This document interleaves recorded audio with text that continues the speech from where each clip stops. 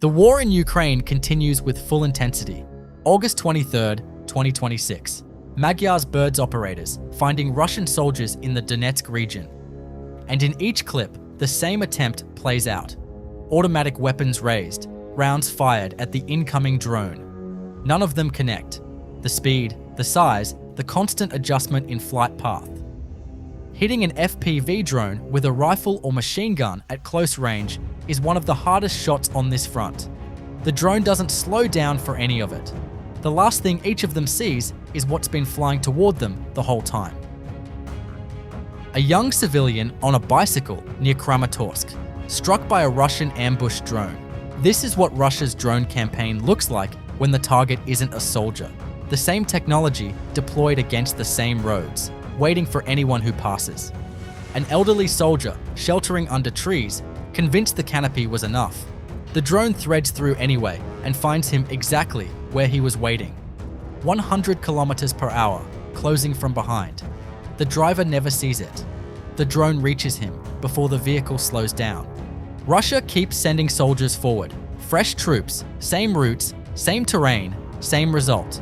One spotted, tracked, reached. Then the next one, then the one after that. The flow doesn't stop. Ukrainian FPV drones are already waiting before anyone starts moving. This footage was recorded today, but it could have been recorded yesterday or the day before or any day before that. Because this is what this front looks like now, every single day. Ukrainian infantry advancing to Russian positions under drone cover, reaching a dugout where 4 soldiers were sheltering. 1 surrendered, 3 didn't. The assault team extracted the prisoner under artillery fire and active Russian drone presence, taking no casualties of their own on the way back. A ground operation, covered by drones, executed and concluded without losing anyone. A Russian vehicle hits a magnetic mine in Donetsk. The road wasn't clear.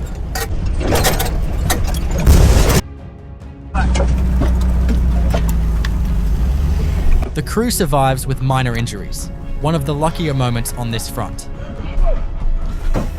Живой! Another Russian fuel station in Belgorod Oblast hit by a Ukrainian drone.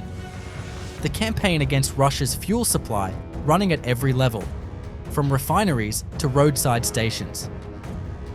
2 Russian soldiers, Pokrovsk direction, no time to react.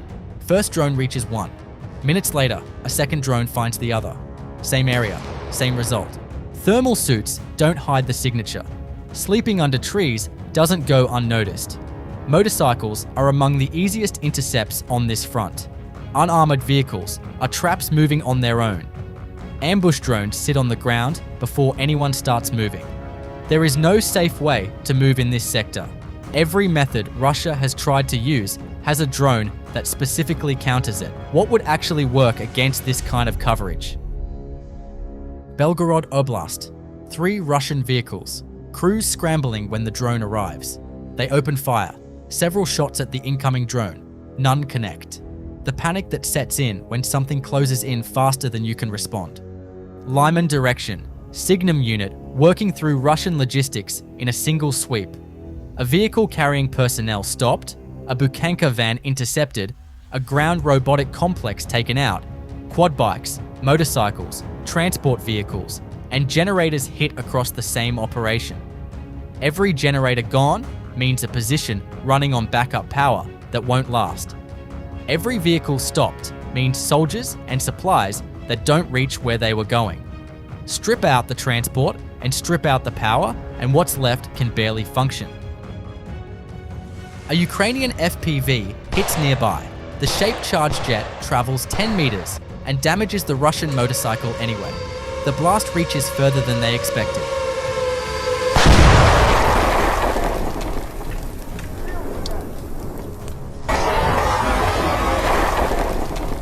Two Bukhanka vans moving to resupply Russian positions with ammunition, intercepted before they arrive. The rockets for a BM-21 Grad system on board detonate in the secondary explosion. The resupply run that was supposed to keep the Grad firing ends in a detonation that lights up the footage. Vovchansk direction, Kharkiv region. Russian soldiers sheltering in whatever positions they can find in Vilcha. Drones sent in to find each one. The message delivered from above is simple: surrender or face the same drone twice. Ukrainian aviation delivering AASM Hammer strikes on Russian positions in Kamiansky. Precision-guided munitions from the air, hitting positions that ground forces haven't been able to reach. He runs for the tree, expecting the FPV from the side. The attack comes from above. A munition drops straight down. The cover he chose didn't account for that. Russian drones carrying the Russian flag, intercepted and brought down. The flag they were flying over Ukrainian territory didn't make it to the ground. Ukrainian HIMARS crews striking Russian assault group concentrations. All designated targets reached. Before the assault groups can form up and push forward, the fire lands.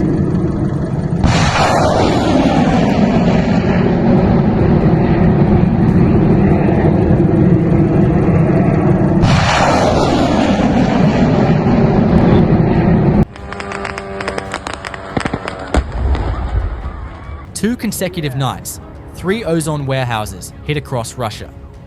Orenburg overnight, the company's largest facility, over 200,000 square meters, 300 employees evacuated. Chapaevsk the night before. A third strike reported today. At the same time, an 80,000 square meter warehouse complex in St. Petersburg fully engulfed. An accidental fire, not a drone strike. But on a week when Ukraine's campaign is systematically hitting Russian logistics, even the accidents are burning warehouses. Russia's storage infrastructure is having a very bad week. Russian soldiers moving at night, many of them wearing thermal camouflage suits, the cloak that's supposed to mask body heat from drone cameras. Perun Battalion's thermal drones find them anyway. The suit reduces the signature. It doesn't eliminate it. An experienced operator reading the terrain learns to spot the shapes and outlines that don't belong, regardless of what's covering them. Night and camouflage, both accounted for. Russia's air defense network across southern Russia and Crimea is built on a chain. Radars that detect incoming threats, missile systems that intercept them, fighter jets that respond. Break enough links in that chain and the whole system stops working. In one operation, 8 radar stations dismantled across Rostov Oblast, Krasnodar Krai, and Crimea. A Pantsir S-1 and a TOR air defense system taken out. The S-400 position in Gelendzhik, the missile battery protecting the Black Sea coast, hit directly. And at Vityazevo airfield, a Su-33 naval fighter, a MiG-29, and an Orion reconnaissance drone struck on the ground. 14 targets. The next Ukrainian drone wave heading into this airspace will find it significantly emptier than before. A Ukrainian heavy bomber drone dropping munitions and improvised explosive devices directly into Russian positions in the Pokrovsk direction. Payloads placed precisely into fortified positions from above, hitting what ground forces would otherwise have to fight through. Ukraine's 11th National Guard Brigade running intercept operations over the Kherson and Zaporizhia directions. Russian UAVs brought down before they reach their targets. Strike drones intercepted before they deliver. Reconnaissance drones caught before they pass coordinates to artillery. Every intercept removes 2 threats at once: the immediate strike and the intelligence feeding the next one. The sky above these directions isn't uncontested. Ukraine's Defense Intelligence Iron Group deploying armed ground robotic systems alongside special operators, striking Russian positions, disrupting advances, drawing enemy drone fire away from soldiers, and covering withdrawals. Robots moving into positions where sending a soldier would mean casualties. The machine takes the risk, the operator stays back. Combat footage showing what integrated human-robot operations actually look like on this front. Perun Unit, 42nd Mechanized Brigade, 1 day of operations in the Donetsk region. Soldiers spotted moving through the sector. Artillery pieces located and struck. Howitzers found in concealed positions. Soldiers hiding in the forest, pressed against trees, waiting in corners that felt safe. Reconnaissance drones feeding coordinates in real time. FPV drones working through the list one by one. This is what a single unit's daily output looks like on this front. North of Kharkiv, Heart Brigade border operators locating Russian ambush drones planted on roads before they activate, dropping munitions directly onto the waiting drones. Each one neutralized on the ground is a trap that never triggers. The roads cleared before anything passes through. Russia's artillery is what keeps Ukrainian infantry under constant pressure. Shells hitting positions, covering every attempt to move. The 42nd Mechanized Brigade answers by finding every gun before it can keep firing. Concealed positions located, coordinates confirmed, strike delivered. Each artillery piece taken out here is a gun that stops hitting Ukrainian lines. The work is patient, precise, and daily. Russia is losing aircraft, warehouses, radar systems, and soldiers, all in the same week. Which loss actually changes the outcome of this war?